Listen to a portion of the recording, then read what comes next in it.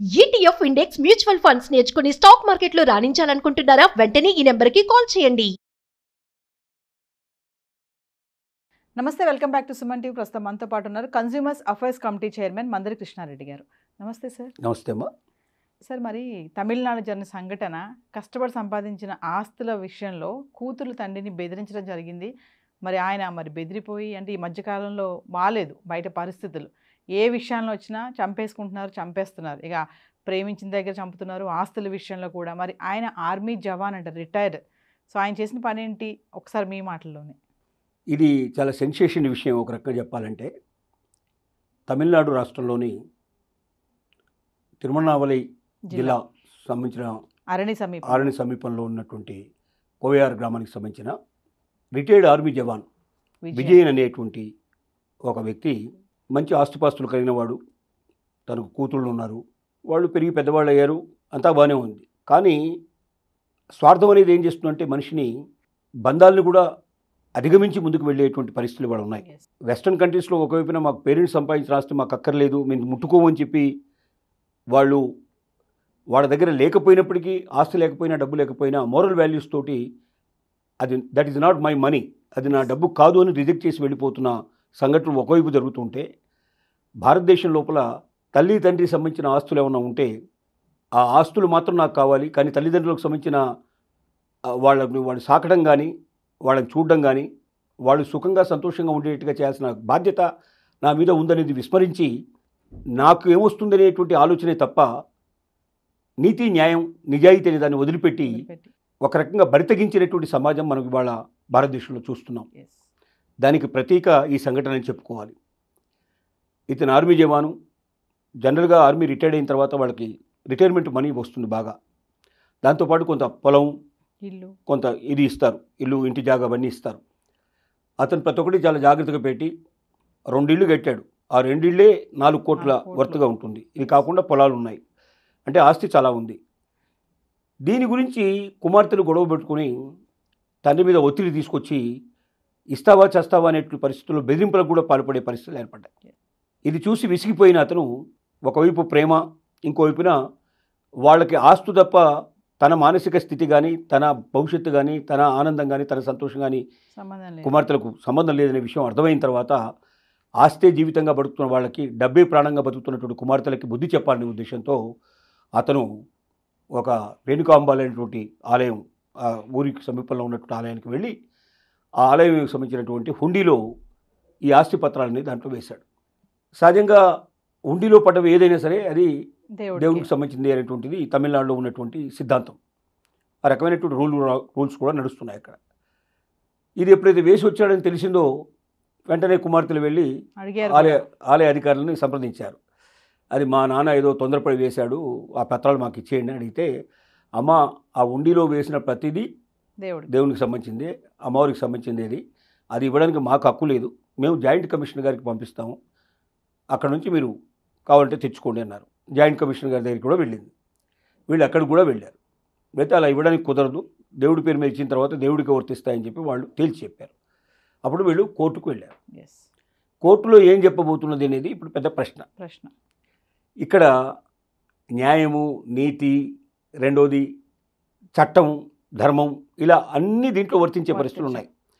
అసలు ఒక వ్యక్తి తనకు సంబంధించిన ఆస్తిపాస్తులు ఎవరికైనా ఇచ్చుకోవచ్చా, ఫస్ట్ హక్కు ఉందా అనేది ఒక ప్రశ్న.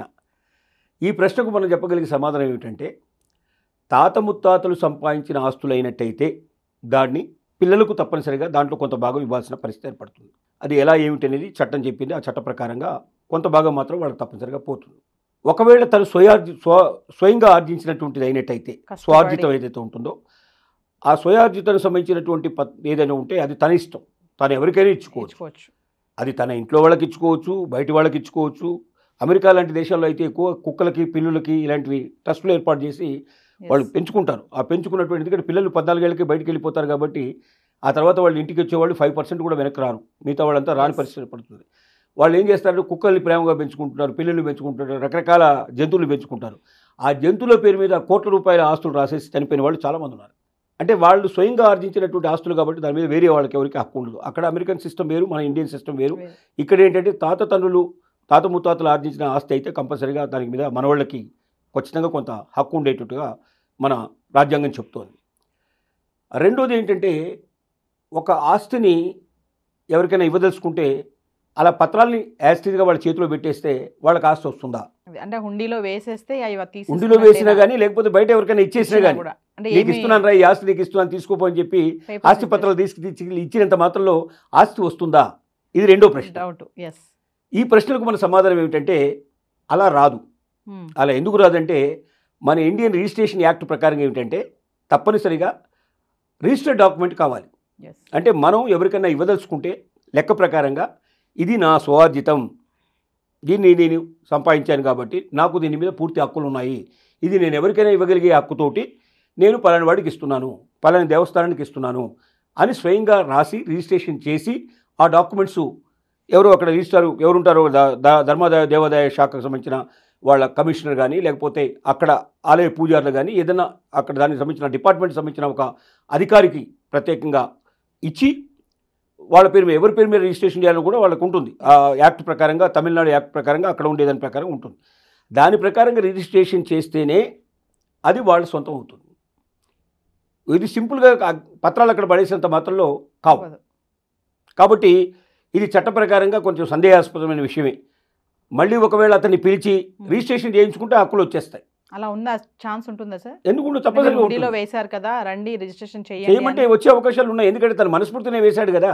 సరే, ఇన్ కేస్ మరి ఒకవేళ మనసు మార్చుకుంటే కష్టం అవ్వచ్చు. మార్చుకుని వచ్చి పత్రాలు ఒకవేళ తీసుకోకపోయినా మళ్ళీ మనం పత్రాలకు అప్లై చేసుకొని తీసుకోవచ్చు.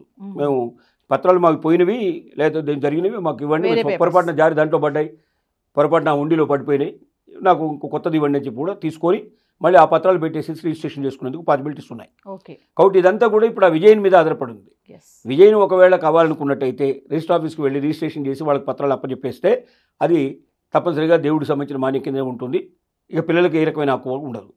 పిల్లలు ఈ లోపల బుద్ధి తెచ్చుకొని మేము ఇలా కాదు, మేము సక్రమంగా తీసుకుంటాం, సక్రమంగా పంచుకుంటాం, మీకు కొంత ఇస్తాం, మిగతాది మేము తీసుకుంటామని ఒక రాజీకి వచ్చి ఇబ్బంది లేని పరిస్థితి లోపల ఓకే అనుకుంటే పెద్ద మనుషుల పరిష్కారంలాగా చేసుకొని ముందుకెళ్తే ఆ పత్రాలు మళ్ళీ నాకు ఇవ్వండి, పొరపాటున దాంట్లో పడ్డాయని నాకు తీసుకొచ్చుకోవచ్చు వెనక్కి, లేదంటే ఆ పత్రాలు నేను పొరపాటున జారి దాంట్లో పడ్డాయి నాకు కొత్తది ఇవ్వండి అని చెప్పి రిజిస్టర్ ఆఫీస్ లోపల అప్లై చేసుకొని తీసుకోవడానికి పాసిబిలిటీస్ ఉన్నాయి. తీసుకొని దాని ప్రకారంగా వీళ్ళకి మళ్ళీ రిజిస్ట్రేషన్ చేసి మిగతాది ఏదో తను తీసుకొని తన జీవితం సుఖమయం చేసుకునే పాసిబిలిటీస్ ఉన్నాయి.